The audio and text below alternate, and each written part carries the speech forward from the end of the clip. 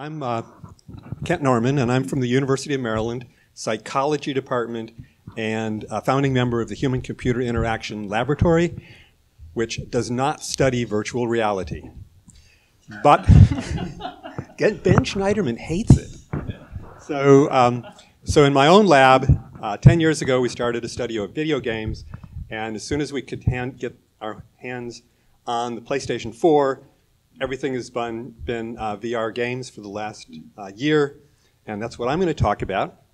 I'm a big MAGFest person. I've been here for many, many years, and hopefully many more to come, and that's me. Does it work? I guess so.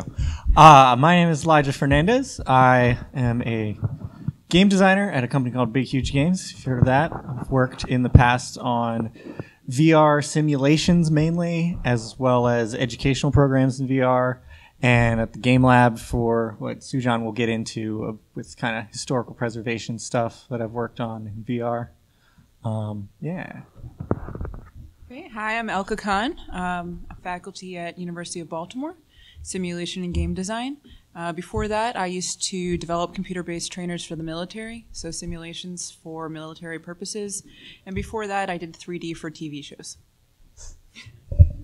I'm Mike Satzinger. I'm a doctoral student at University of Baltimore, as well as an adjunct professor there and some other schools. But my dissertation is focused on designing interactions in VR, and I've been doing a lot of research on VR and would call myself an enthusiast as well. And hi, everybody. My name is Sujan Shrestha, and I'm a faculty at the University of Baltimore. I run the lab called Game Lab, which would do a lot of the VR-related stuff, including preservations, working in different types of VRs, and of course, big fan of VR. So. Okay, so I'm a big fan too, but a critical one, because video games are already problematic. And as soon as you get into virtual reality, there's a lot more parameters and things that can go on. And so I'm going to come at this really from more of a human factors evaluation side, which is going to do that at the beginning, I guess, so that everything else, you'll keep thinking about this topic. I've listed all of my students that have been involved in this research project. I should particularly give a shout out to Joey Barnett, who is not here, and Reza, who should be here. They'll be at the next panel that I'll be on tomorrow.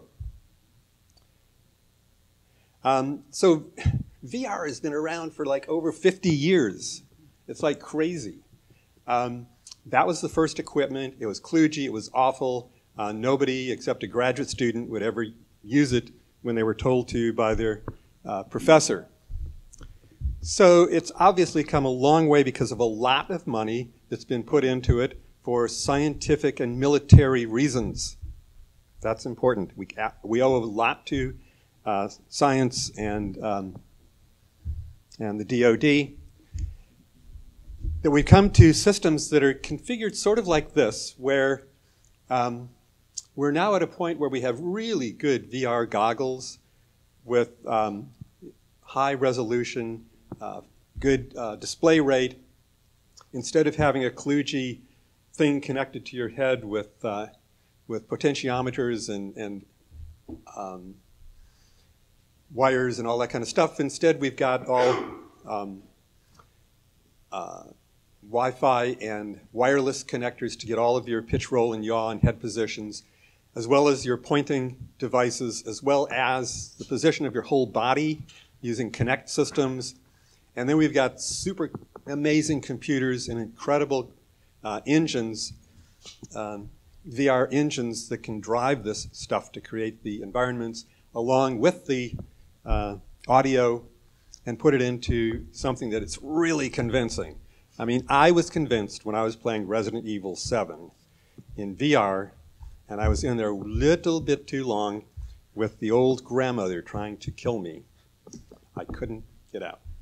So what's happened is we're basically trying to immerse people, not only in the sensory modes, but also in the modes of action.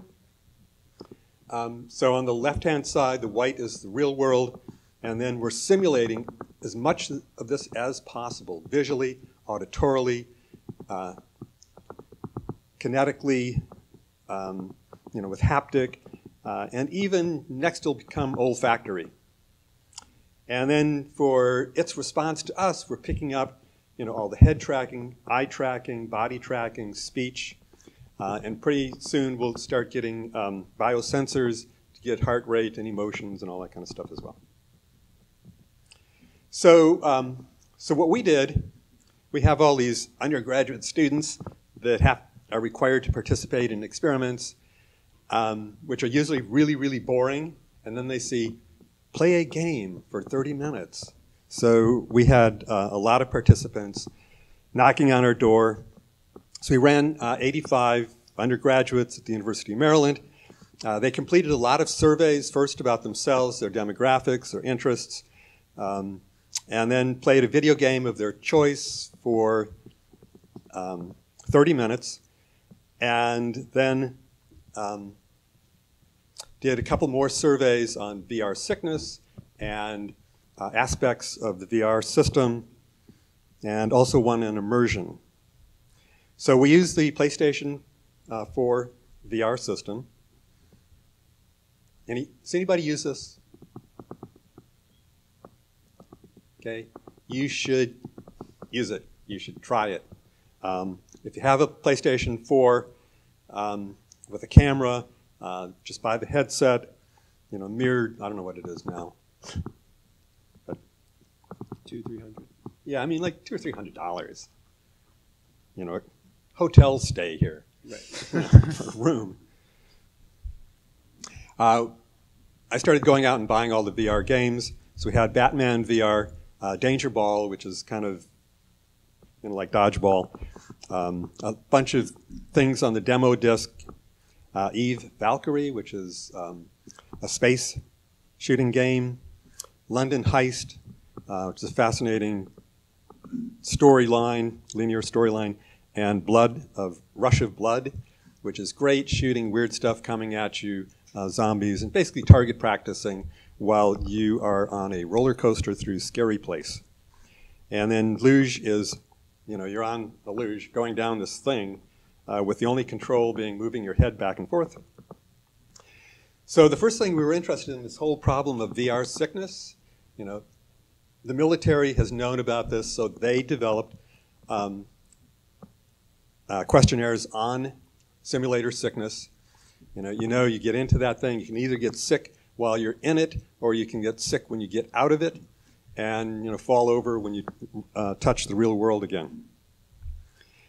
So it has a lot of different symptoms, and has been given as one of the kind of the main disadvantages of VR. If you're making VR games, it's something you really need to think about, that the audience is limited, and how limited it will be is the question.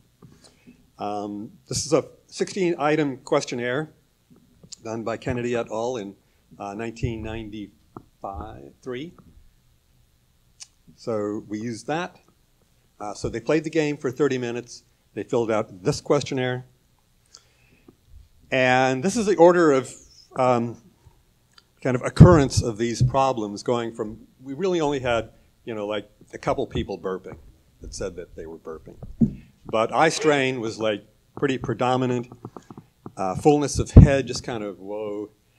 And general discomfort, fatigue, sweating. Okay, so essentially, yeah. This is the frequency distribution of scores by participants. So like 58% of them were kind of in that low range, so they're pretty good with it. They can handle it, no problem.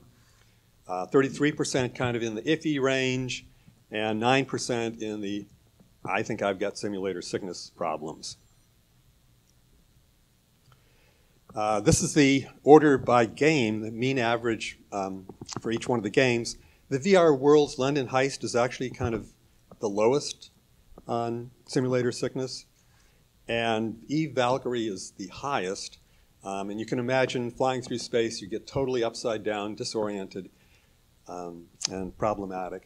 The demo disc was kind of a bunch of combinations of things, not only navigating through a room to get to particular items, but then out. So it had a lot of variation within it. There was a problem. The second thing that we were interested in is this whole issue of this whole system. How does it fit together? All from the problems of why is this headset so uncomfortable, to the problems of calibration. So it's got, the system has to see, where is your head, where are your move controllers, and then image clarity, lag when you turn your head, the audio surround, if you can locate things, aiming and pointing. And this is kind of an interesting problem because a lot of games use different sorts of systems or interfaces for pointing, whether it's the left stick or right stick, actually moving the controller, moving the move controllers around, or even moving your head from left to right. And then, moving yourself through space. Some of the games you actually don't have the choice of moving, you just are moved. So in Rush of Blood, you're in a chair on a roller coaster, and that's where you are. So you have no choice. Other games, you do have the opportunity to walk around and move, but then you're really just standing in one location. So then the problem of looking around behind you, up and down, sense of your body, your hands, arms, legs, and then finding the right button on this stupid controller. So we developed a questionnaire. It's too small for you to see, but that's okay. Of 22 items. And then looked at the range from bad to good on all of these different characteristics for the different games on this one system. And it's interesting, the auditory glitches, really, they nailed that one. We really didn't find any auditory glitches reporting. Image skipping, nah. The system was fast enough. So all of these that are above that top dotted line at 7, they did pretty well on. And then as soon as you get into that next range, it's kind of the upper not so good, going from using your head, moving around to use your head orientation. Some games you can actually turn and then you go in that direction. Locating hands and arms, locating buttons on the controller, on down to probably the worst is some of the image is blurred. And it's kind of a difficulty, and actually one of the reasons some of was blurred was because the lenses were fogging up because of facial moisture in there. So that's something, they need to build a little de-icer or fan in there, defogger system into the helmet. The games, this is a function of them as a game, so they really tracked pretty well. The missing points really were because of the fact that they did not use that particular aspect of moving around. So it did not vary as much by the game, so it's pretty much just the PS4 system is going on. And so I'm just going to kind of conclude with a couple of comments at the end, and that is, if you're at all into video games, you need to spend a lot more time in VR, unless, of course, it's something you cannot take, getting VR sickness. And there is a particular portion of the population that you just will not accommodate to VR. So, sorry.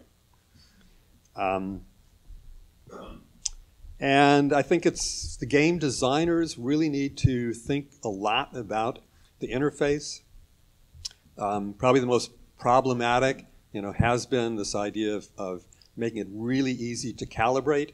If a game can kind of automatically calibrate, pre-calibrate, then I don't have to waste the time with it or feel, like I've got to tweak it in just the right way.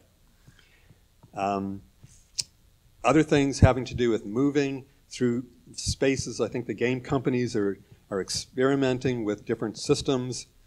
Batman is kind of funny because, you know, you spend most of the game just kind of suiting up and then moving from one location to another through the car or the grappling hook.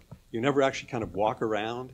You point to a spot where you want to go, hit it with the grappling hook, and zing, you're there.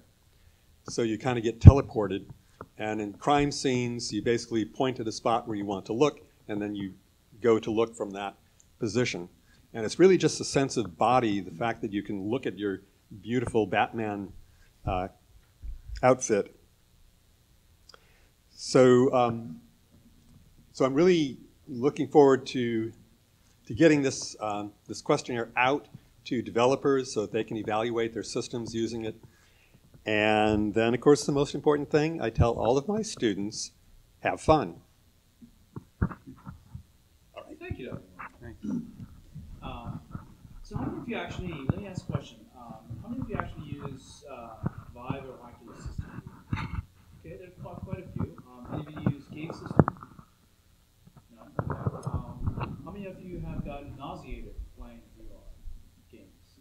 Okay, so there's quite a few. You have a good audience here. Yeah. To, Just about right proportion. right. So the number makes sense. But we have also other panels. We're going to talk a little bit, I think, from the development perspective. Of course, Elijah is coming, and Elka, both are from the development areas. And Mike specifically is working towards the motion sickness area too, so that's going to be coming handy. So I'm going to open it up for question, and then I'm going to actually show some of the stuff that I do as well, why I use VR.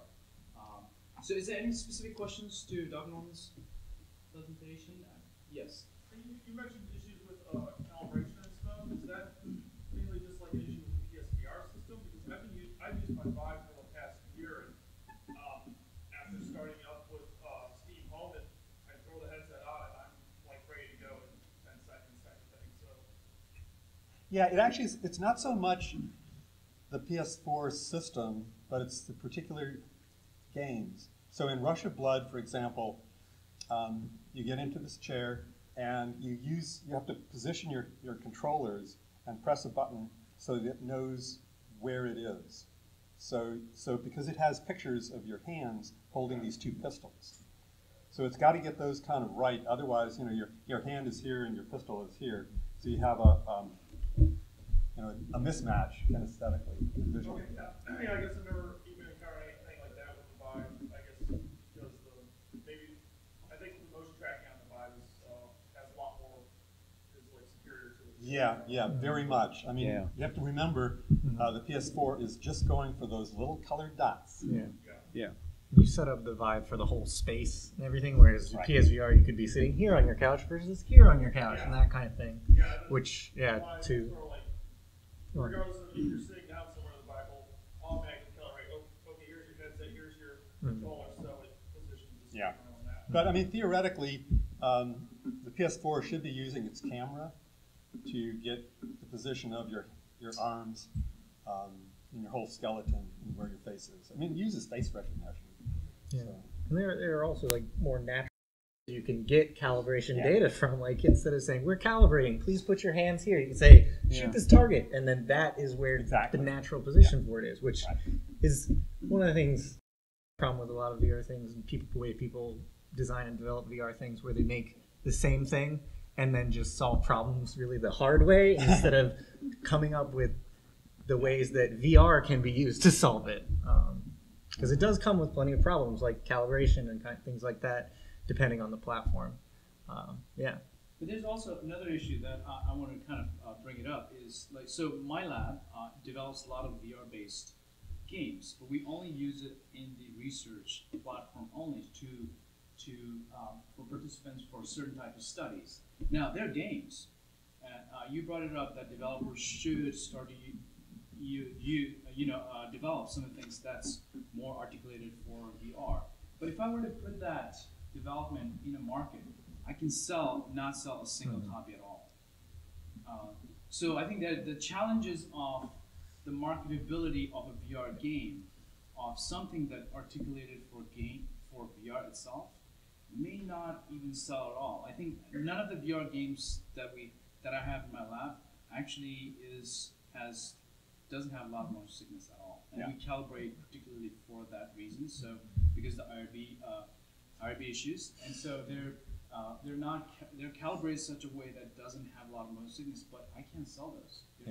It's not marketability applicable. Well, I think one of the things that's happened with VR is that a lot of, particularly the demo games, try to push the extreme of VR, to put you on that roller coaster, to put you into systems where any normal person would get sick, and they want to show this system really can make you sick. That's how good we are. Yeah. Like when 3D pictures came out, I remember going to these where they just would have stuff shooting at you, right in the face, and like, okay, you can do it, now stop. And that's what's going to have to happen with VR games for them to be playable and fun. Make it much more of a normal situation, not this hyperbole of VR. Like a real world example I'd mentioned before on this panel is one of the experiences we worked on. We had you riding in a boat and you go down a waterfall, and there was a pretty even distribution. We weren't a huge team of, I can't stand it, I really like it, it's exciting. And so that accessibility thing comes up, and it's like, well, so how much are we getting out of it versus how much we lose in people actually even being able to play it? And that is a big question you have to ask for that kind of thing.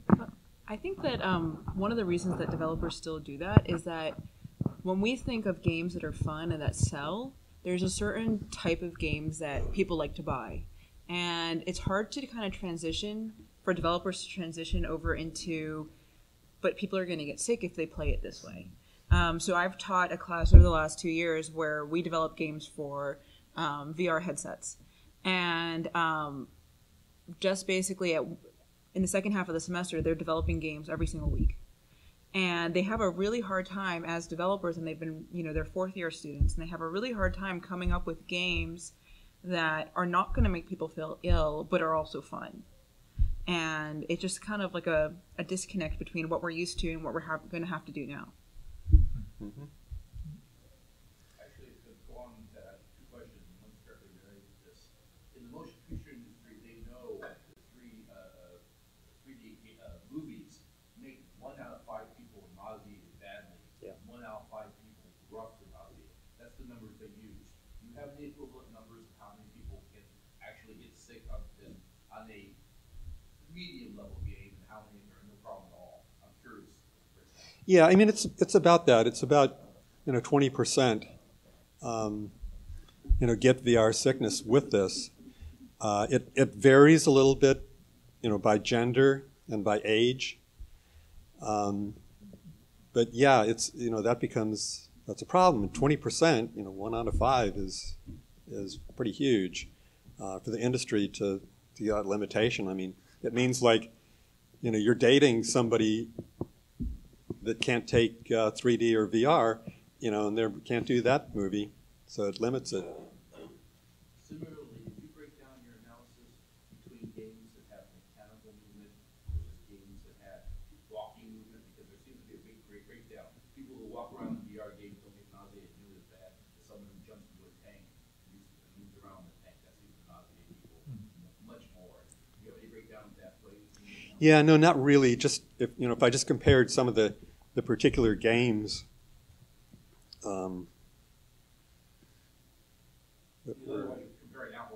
Yeah. But there's a lot of factors in terms of what makes people sick. Like Google Earth, when you're moving, they actually shrink the visible world, and they show in your peripheral vision a steady box that it's as if you were standing in a solid room, and we're just looking at a tunnel of your movement.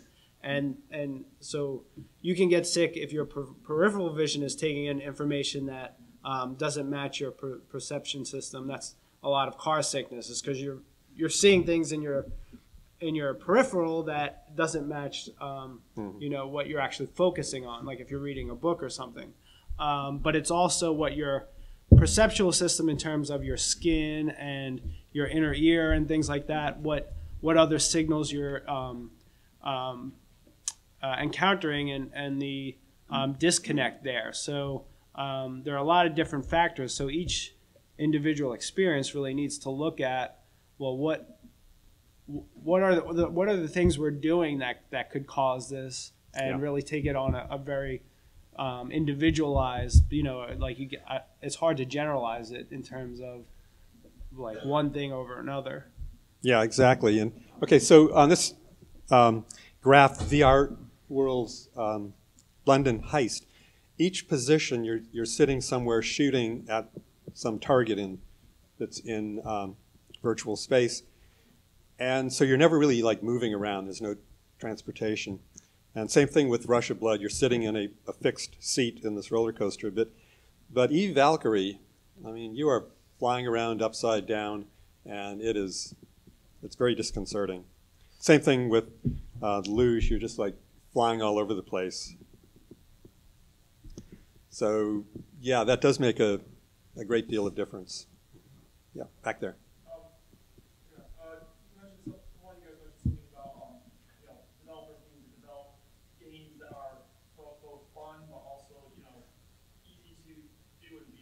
Yeah. I played a game called Far Beyond Spaceout, which is basically Starship Mechanics Simulator. You're repairing probes and repairing your spaceship, and like from the concept, like that sounds like a really boring game where you're just, you're playing mechanic. But that was like one of the most immersive experience I've ever had in VR. I was basically enjoying Reward on the Enterprise and living that dream I've had since childhood. And it's cool to me that was a game that, if it was not in VR, would be completely boring. But just because I'm in VR, I'm having to screw the bolts and open up the panel manually and do all the stuff that made that game that traditionally would be pretty bad would be this whole like awesome unique experience because it's in VR.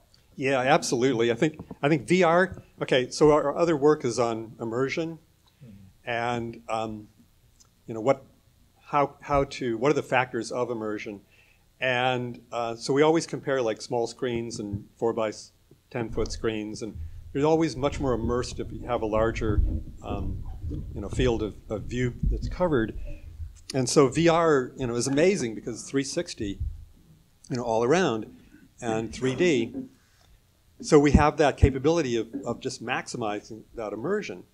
But with that comes simulator sickness. So if you can disentangle those two somehow, either by not having any kind of disconnect between the visual and kinesthetic systems, just getting that sweet match, or not pushing the envelope too far, then we'll be able to create really fun, immersive games that won't rock the boat, so to speak.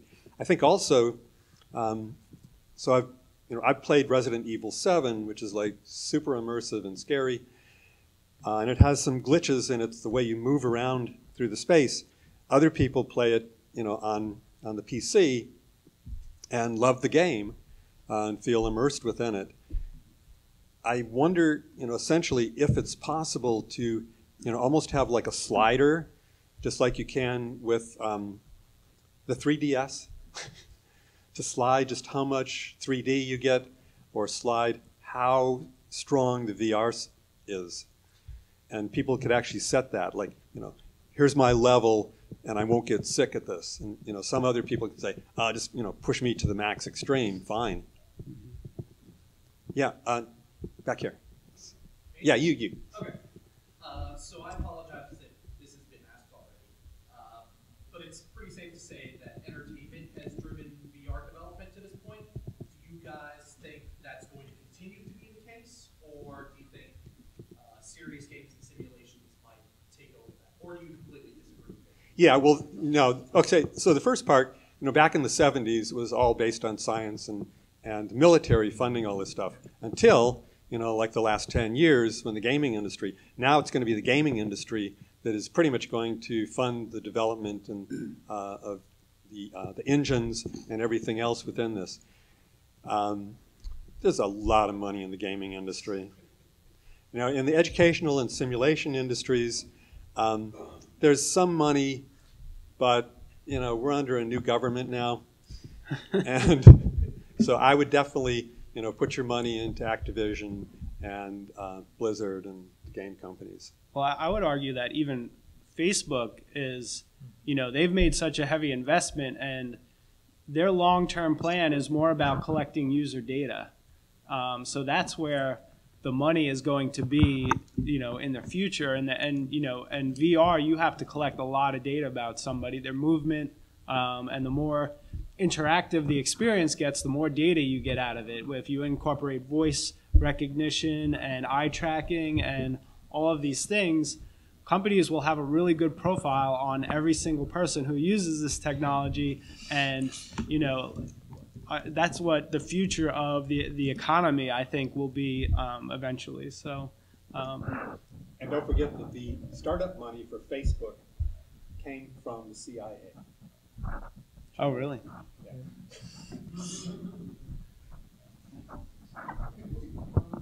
all the video or virtual reality games that I've played so far, you can't really walk or run and teleport everywhere, like you mentioned with the Batman game or Graphic. And that, I don't know, it kind of breaks immersion for me. Are we working on a place where we can walk and run, or is that just a limitation that we're always going to be stuck with? So the way it works is that when they can make you walk and run, but when you walk and run, you get sick, or people get sick. There's a much higher instance of people getting sick or VR sickness when they are walking and running in the game, especially if they're sitting down while they're walking and running in the game. So it's when you have the teleport, you have much less of that. So they are able to do it. Just working out exactly, how well you can do it, or they have things like treadmills that are multi-directional treadmills that they can, attach to a VR system, and that makes it a little bit easier because you feel the actual motion and you're actually moving around on the treadmill. In the same time, now you're kind of, even if you're moving around in the Vive, you're tethered to it. So you could walk a couple steps either way, but you're tethered. So you're not walking too much, and that'll work, and that'll be okay, and you won't get too sick from that. But anything that has too much movement, I had a group of students who did an endless runner on VR. Lots of motion sickness for lots of people. It's just something that has to kind of, people have to keep kind of working on it and getting it to a point where you can do that. I can't say for sure whether it's ever going to be a really good possibility. There are studies where people have researched different methods. Like one is like just a walking in place, and that actually gives pretty good simulator sickness rates relatively. But there are a certain amount of physical activity like that everyone might not want to do. So if you're going to incorporate physical activity, like somebody might only be able to really do a heavy physical activity for like 20 minutes, and then they're just tired, right? And they don't want to have to put that much effort into it. So it's going to be a balancing act for companies saying, well, we could make this available if I had an Omni treadmill or something where we allow people to actually run through an environment, or like we give the option of navigating with a controller and or teleporting and really like allowing for the broad spectrum. But there's so many things in terms of like if you're role playing like an engineer on a spacecraft, right? Does teleporting break that? Or if you're like in Skyrim and you're like a Viking, like a character, like should you be able to teleport? Like so there's all kinds of considerations in terms of story and narrative and sickness and all these factors that developers have to take into account to really make it a good experience for a broad spectrum of people. So I think it's coming, but it's a tough challenge. How does this question change when you talk about AR, which are merchandise, be able to see the world around you in VR over top of it? I think there's Right. Yeah.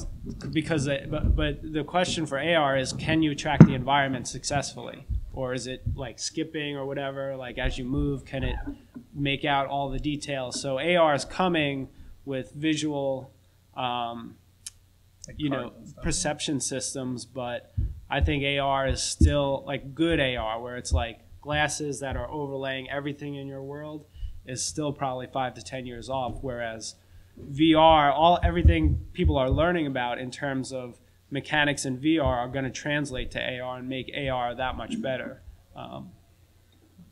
It's very much a question, in most instances, as with most things in game development, a money question of, if we make it this way, how many people will buy it, how many people will play it, and it is also a how many people will enjoy it experience. And so you want to make it, in most cases, for the most amount of people to get the most amount of enjoyment out of it. So you have to cut things like being able to move everywhere, because maybe that is something some people would enjoy, but it makes tons of people sick. So if we change it and we kind of adapt the gameplay to work into this teleportive system, maybe change a little bit of the narrative to where you're Batman grappling around, and it makes sense and it works for that, is a question that comes up a lot in development, and not even just on VR games. So we've seen, I've seen a lot of games where when you start constraining the movement, the motion sickness rapidly decreases.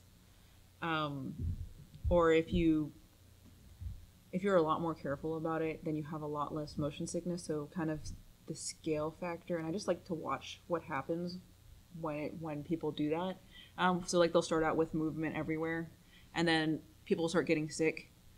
Their playtesters will start getting sick, so they'll scale it down a little bit, start constraining a little bit more movement, a little bit less sickness, and then eventually it'll become almost stationary. So it's just kind of a really interesting thing to watch, and see what happens with that. There was a hand like way back there before. Yeah, you. I think you already touched upon this, but I was wondering if you could do something where, like I think you already touched this, where the game overlays were the same. So like the VR headset, instead of just being a screen that just completely cuts you off from your living room, it is like a piece of glass that you project like this. You project the game world over your living room, so that way, if you're doing something like moving down a hallway, the game, you'll see it yourself moving down the hallway, but at the same time, you'll still see your living room around you, know you're not moving in place, and that might reduce the motion sickness. So there was a project I was doing a while back where I was trying to kind of see how far I could push that with the systems that we currently have. And I found that there was just a lot of skipping because it couldn't keep up with it. I had an easier time when I had objects that were painted a specific color, because then I could color track. So like I painted objects like a bright green, and I had a much easier time tracking things that way. I kind of gave up at the point where I was at because I don't know how interesting it can get with those colorful objects. And it just like at some point the frame rate is just too slow. So I don't know if you guys are familiar with the term frame rate, how fast it can track and all of that stuff. So at least I reached the extent of the hardware that I had, but I'm sure someone else is working on something with better hardware than I had. Yeah, I mean, there are augmented reality systems coming, the HoloLens, and there are actually several coming. I don't think they're going to get to that point this generation. It's going to be a couple of generations before you could just walk around with this thing and it'll track everything around you. So I think it's a technology limitation right now, but they're working toward doing exactly what you said, where they take the actual environment you're in and just paint stuff over it. So Not limitation, the graphics limitation, tracking. There's tracking and graphics to some extent. I mean, you could make simpler graphics, but people, want heavy graphics. But I think the tracking and visual perception of what's out there is the hardest, especially with things like shadows and light sources and difference.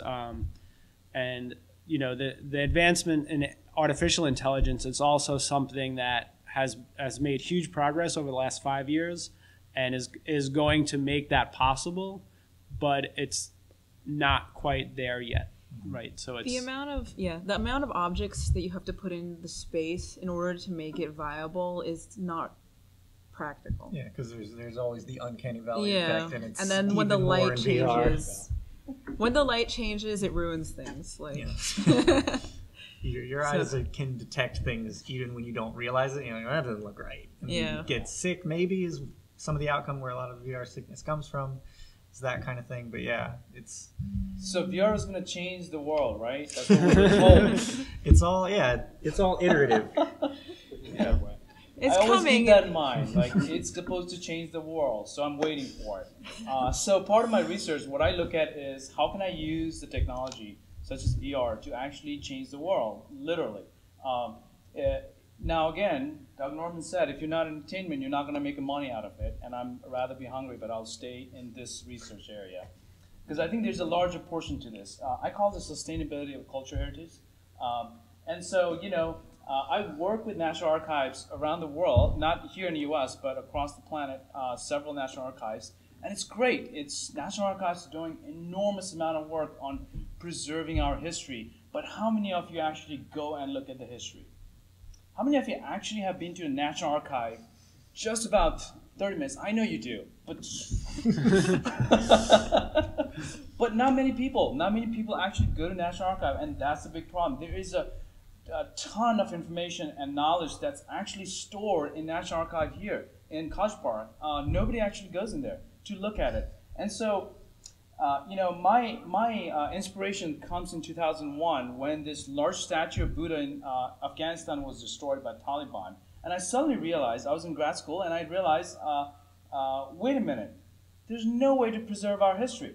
There is just no way to get this done. I don't have any information about this. A lot of the documentation about this statue was not preserved properly, nor, you know, and all the other etc. So I started thinking about this during that time. How can I start to preserve history in certain ways? And so this is actually from the Temple of Bel from Syria, which was destroyed also by Taliban. Completely, the entire temple was completely destroyed, blasted out. So this is before and after pictures, which has incredible human history to it. This is the Temple of Bel as well, from more of an aerial view. And then, in 2015, there was an earthquake in Nepal. I don't know if you heard of it. It was a huge earthquake in Nepal. Nepal lives in a platonic plate underneath, and so earthquakes are pretty frequent, but we lost a lot of history. I'm from Nepal. I was born there, and so I said, you know what? This is a perfect time for me to start doing what I really want to do. Start going back and looking at how can I preserve history, because I have access to it. I can figure out, I can talk to the people, and I can actually be in the ground. So this is after the earthquake. A lot of these history, we don't have documentation for it. Literally, the National Archives in Nepal doesn't have documentation for many of the historical sites that was destroyed in the earthquake. That's what I found out.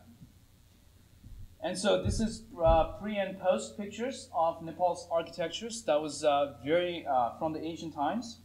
Anybody been to Nepal? You should. And so, what I started to do is last 3 years, the entire UNESCO heritage site, the 7 sites that UNESCO finds it, and including some other areas, we started to actually map and preserve it. So we have colleagues in Belgium to Denmark and other places who actually are who helps me, who actually works as a conservationist in Nepal for many years from 60s and 70s, and so they've been helping me in finding documentations in many ways that Nepalese government didn't have, in fact. And so we are using, what I did was to develop this, so I started developing a cave system at UB. So we use primarily, Elijah, were you a part of this? Yeah. Part of it. Made Okay, PVC pipes and shower curtains. And so we use basic Home Depot and Lowe's materials to develop our cave. 2x4s and nails. 2-inch PVC pipe.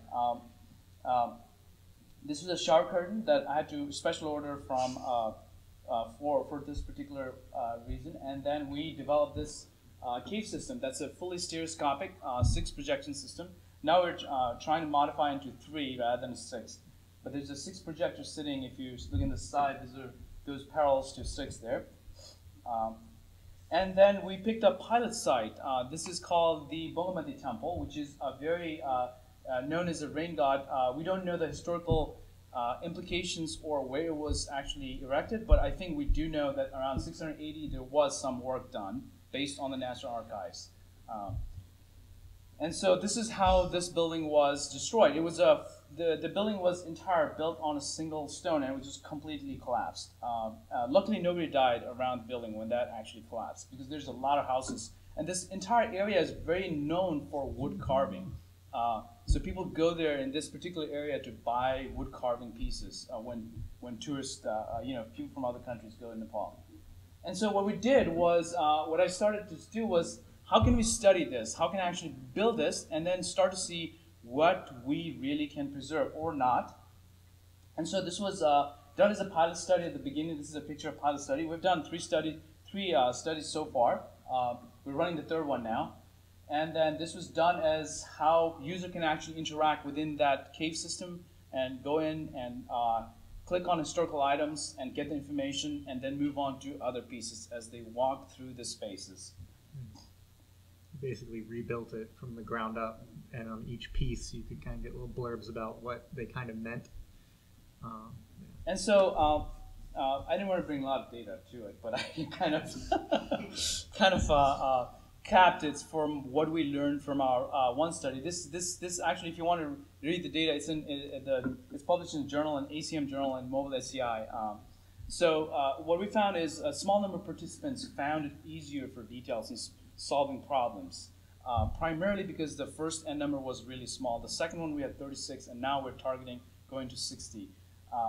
50% of participants indicated some skepticism towards the cave as a tool. So now we're targeting optimizing all our development into mobile also and web. So we're doing multi-platform system.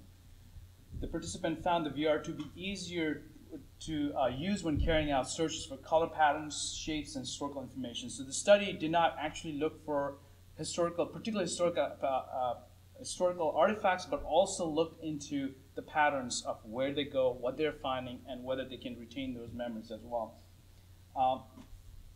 So there are a couple of things we learned from the studies that we had in the past. One is a significant improvement in ease of use on historical information in the VR domain, particularly in virtual reality. And the second is cave might be better to carry out preservation-related tasks, although we are going to try to do the VR test on the Vive and Oculus and other system now. And so we're going to see whether we can use those. And so there are limitations, though. Working with historical archives, some of you already know. I know someone from Smithsonian here in the room, and so there are large variations. The age group needs to be accommodated in this. Right now, most of the study group is geared towards demographic, 20 to 30 some years old, but we haven't done larger variations or lower end and the upper end age bracket as well. I have to do more ethnographic study. There's just no way. If I'm getting the historical history, I need to get on the ground and work with the local community for it. It is the most suitable way to develop VR pieces. VR may be an ideal solution for us to accomplish with minimal disturbance on the archaeological sites around the world. I mean, it is one really interesting way. When I'm working in Nepal, I don't have to go and disturb the sites where it's destroyed and they're trying to rebuild. I can actually find information and get those information from the ground, but also without touching them, without interfering those areas. And one of the big things is accessibility. We're trying to put this on the public domain at the end of the year, so that way people around the world can have access to it. So everybody can grab their phone. Believe me or not, in Africa, if you go there, or Asia and third world countries anywhere, people have cell phones. They have fancy phones than I carry. So the idea is they can just access through the phones, right? And we hope that this will expand the scientific inquiry. Working with museums, right now we're developing stuff for Maryland Science Center, Maryland Historical Society, Maritime Museum, and so there's a lot of things, conversation happening around this area. So hopefully we'll start to kind of, in preservations, and particularly human-computer interaction too. So if you have any questions, this is my email. Please feel free to. And questions. The future of VR now. Just for like next 5-10 minutes. Where are we headed? Yes. Does anyone know when the rebase center is going to be completed? I'm sorry? The Vive Center in College Park is going to be completed. IRIDE Center. The College Park VR Lab. Yeah. Oh, I don't know. Yeah, I don't know. I'm not sure. That's a free money, so who knows? Yeah. I fight for money. College Park just gets the money. Shouldn't be long. Shouldn't be long. I mean, there's building going on, there all the time, and so much money now is going into, into VR because of that. So it's kind of easy to convince people that it's interesting and important, but sometimes they're very difficult to get the money from to build things and work on things, and then you just have to kind of, at some point, you just kind of reach a point where it's like, am I going to still fight for this or just work with what I have? Well, they got the money from Yeah. the founder of Oculus. So at Shady Grove, they approved some money for us, but until we see that money, it's just going to be some time. So it's kind of the same. Yeah, I mean, Yeah. I apologize for all the other campuses in Maryland, but President Lowe, is just really good at conning people into giving a lot of money to the flagship campus and putting their name on the building, and millions of dollars just keep rolling in. Yeah. And us faculty are, if we're in the humanities or psychology, we don't get the money. Right. It's all the computer science people. Oh well, enough of that. Another question. Yeah, I mean, and it's similar in the games industry of what is the marketability of this if we start a project, if we put a whole team's worth of people into developing this, what is the expected return on that? How long will we spend in development? Has anyone on the team even worked on it before? Where would we have to start from? It's always questions that come up, and it makes it a lot harder to keep progressing with VR, but it's a money thing and it's an iterative thing. It's gonna go somewhere. How fast? How much money? Is really the biggest question that I can think of. Well, I mean, there's certain things that you can develop without too much money, especially nowadays. There's really cheap VR that you can develop for, or build yourself. Build yourself, or if you have a computer and you've got a phone and you've got some cardboard, you can build a little VR system. And that's kind of very useful in terms of getting more developers working on VR. But any of the really cutting edge research needs money. Mm-hmm. So how many of you are actually going to get out of this room after this panel is done and spend $800 to go buy a Vive? Well, you spend $6 to buy a Google Cardboard. Okay. But the Vive is really interesting. Where's the Vive come from? HTC. Yeah, from Korea. Yeah. So it's not just a question of VR when, but VR where. Right. And while we are cutting back on scientific funding, China is ramping it up, saying, okay, so now America has taken a second lead. We are going to be the first in the world. Yeah. And they've got a lot of smart people there. They've got just a lot of people. And with that, a lot of really, really smart people. Well, I'm just So grateful that they didn't pass that tuition waiver tax bill, because that would have been really bad for us. Yeah. So yes, so that's the yes question. Yes. Yeah.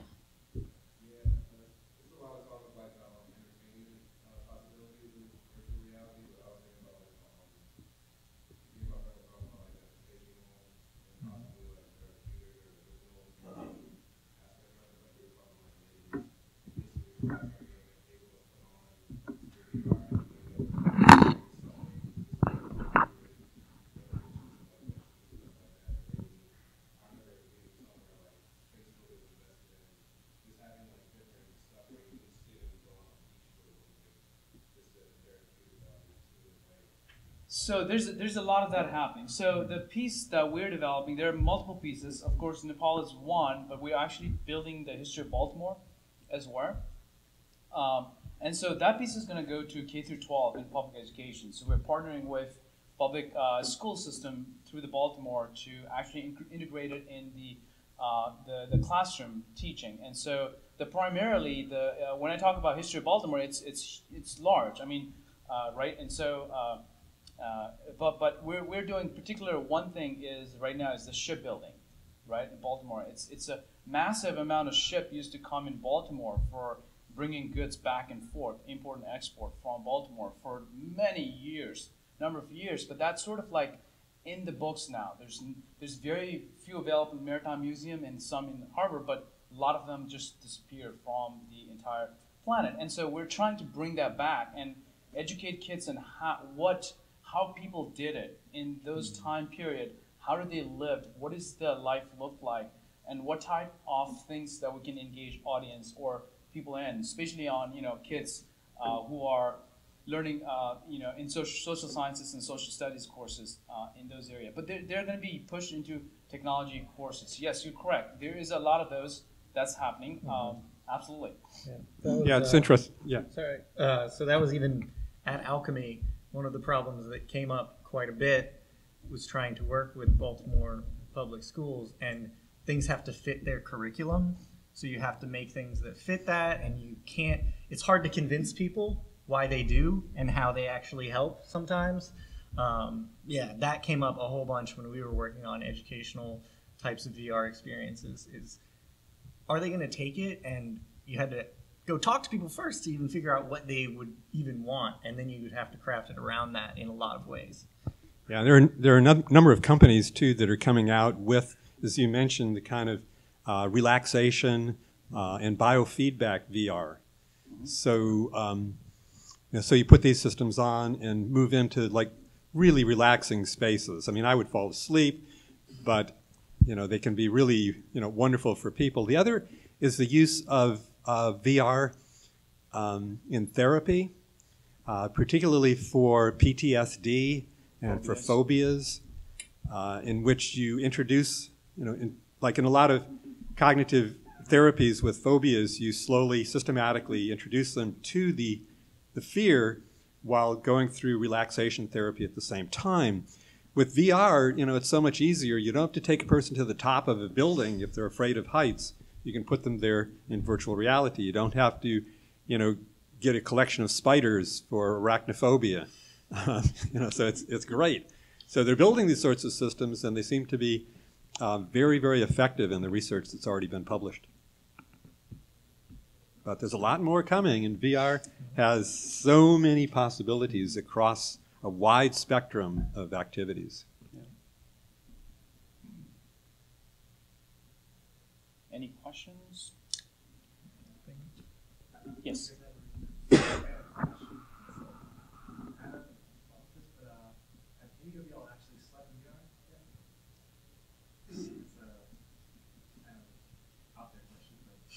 So sleeping in VR, so you put your headset on and then you sleep on it? I mean, I don't know. I could sleep in my cave. I can potentially do that if there's a recliner.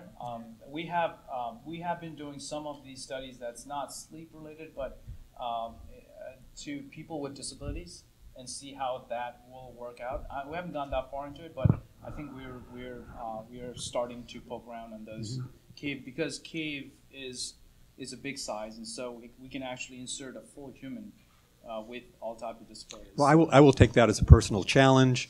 Whether in the PlayStation VR. No, just go to get in bed with my helmet on, and I am thinking of the times when I worked at Alchemy. It was early in the morning. I was like, and I can sit on this. Oh, no. Might have accidentally slept in VR. Yeah, that's one thing. I'm like, I feel like I closed my eyes. It's like me.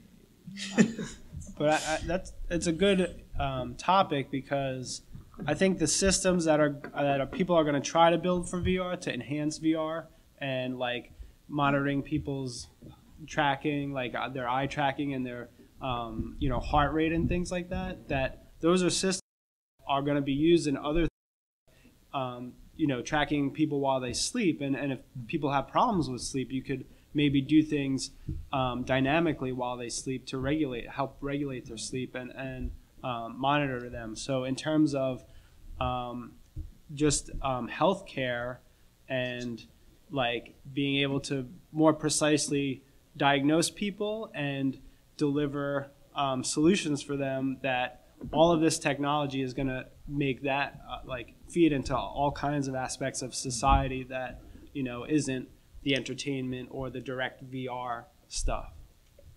Yeah, I've seen a couple of things with haptics combined with VR for specifically those kinds of things of doing touch sensations and trying things like that in combination with VR to get the full sort of experience. Yeah.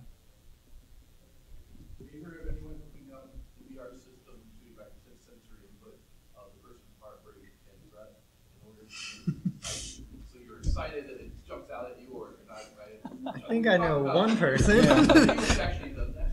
Oh yeah. There you go.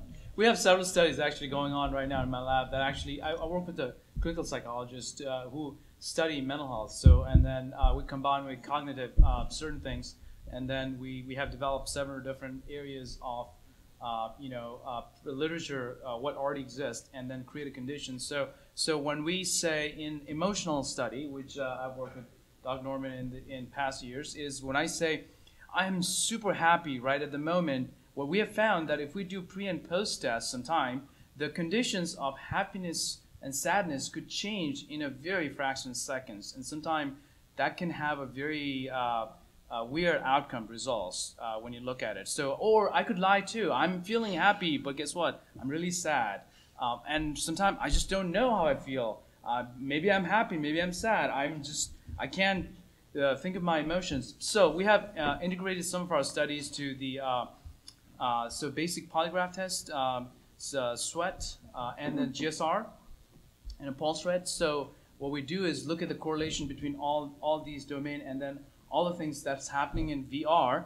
We actually have a feedback loop that VR provides us in the data site, which turns into an XML file, and that we layer it out, and we can look at it. And then if we look at the pre-test and post-test, we'll see a significant difference on how people react to certain things. It's really, really amazing, like how many times we lie when it comes to emotions. Because when I'm doing the GSR and the heart test, it'll tell me where your spikes literally starts to go up. But then on the pre and post test, you'll see people like, I'm fine. So yes, so we've been using that. The real fun would be using MRI machines, but of course, yeah, it's too expensive. Too expensive, yes. Also, Actually, I wasn't talking about tracking the emotion while you're doing it. I was talking about modifying the content based on your current state. So we basically are doing it. So We are doing that. Okay. yes. So we're actually testing some of the cognitive functions of human behavior while we're testing all these things. So we're not just doing game-based, but we designed the entire study from scratch. So some of the pieces that we developed, they're VR. There's no motion sickness in it because it's articulated just right. We position it perfectly, just everything right. But those are games, but nobody's gonna buy it. It's just great for study, but it's very hard to sell it. So thank you so much. If you don't have any questions, please join us. You have another panel, right? Not right now. Tomorrow. Tomorrow I have another panel at 10 to 11 tomorrow night on horrifying video games and what horrible things we can do in Video games. games. And I have another panel. We have another panel at 7 p.m. tonight on a global game culture. So if you're interested, please come by. And Saturday, 2:30 on a third panel with my graduate students on the psychology of video games. Oh yeah, I saw that. Yeah.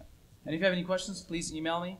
I'll be happy to respond to your questions. Thank you so much. Okay. Appreciate Thank it. you.